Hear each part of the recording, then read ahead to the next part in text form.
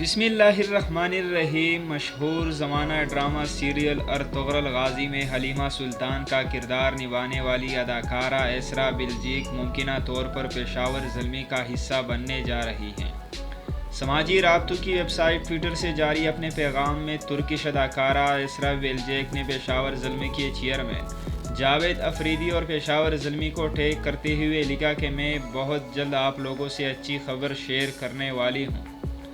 جس پر جاوید افریدی نے ان کا شکریہ ادا کیا، جبکہ پشاور زلمی کی نمائندگی کرنے والی پاکستانی تیز گیند باز وہاب ریاض نے جواباً ٹویٹ میں جاوید افریدی کو مخاطب کرتے ہوئے کہا کہ میں اس اچھی خبر کو سننے کا انتظار کر رہا ہوں۔ یاد رہے کہ گزشتہ دنوں سماجی رابطے کی ویب سائٹ ٹویٹر پر جاوید افریدی نے ارطغرل کا کردار ادا کرنے والی انجن الطان کو پشاور زلمی کا برانڈ ایمبیسڈر بنانے کے حوالے سے ایک ٹویٹ کیا تھا۔ انہوں نے کہا تھا کہ اگر ارطغرل کو پشاور زلمی کا برانڈ ایمبیسڈر بنا لیا جائے تو کیسا رہے گا، جس پر پشاور زلمی کے مداحوں کی بڑی تعداد نے سیریز کا مرکزی کردار حلیمہ سلطان یعنی اسرا بلجیک کو بھی زلمی کا حصہ بنانے کی فرمائش کی تھی۔ بعد ازاں اپنی گزشتہ ٹویٹ کو ری ٹویٹ کرتے ہوئے جاوید افریدی نے لکھا، کیسا رہے کہ اگر ہم حلیمہ سلطان کو بھی یہی آفر دیں۔